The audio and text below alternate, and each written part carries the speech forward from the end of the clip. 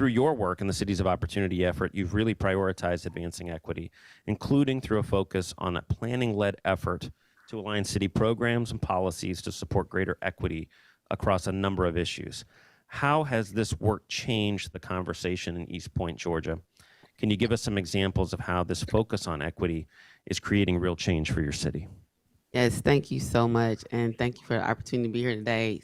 So our journey, as you said, started in 2018 in the great city of East Point, where there's no point like East Point.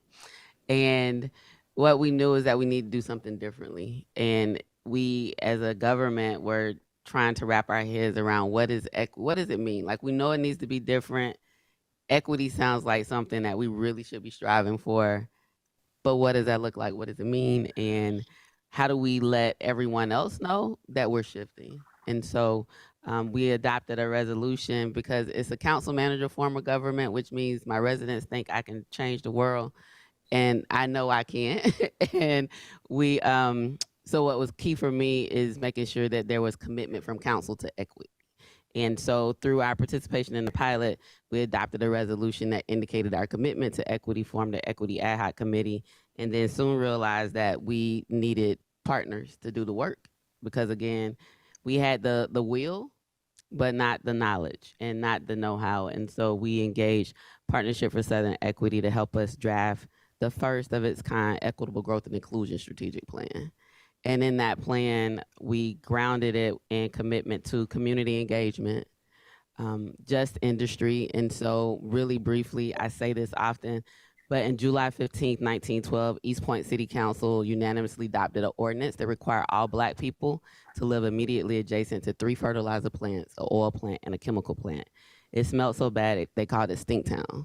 And they were for, very self-serving reasons, so they'd be closer to work, so they could, not get missing or, be on time, but really environmentally toxic conditions. And so as we were doing this work, and I learned that, and I realized it's not just about a feeling, it is a requirement, right? It is not that you do know better, you do better, and how do we do that to right those wrongs? And so Just Industry is looking at how do we have adaptive reuse of vacant industrial properties, as well as with our new zoning districts in an industrial, we put a moratorium in place for almost a year to change some of those requirements, push those types of uses further back if they're new, and to say this is our commitment.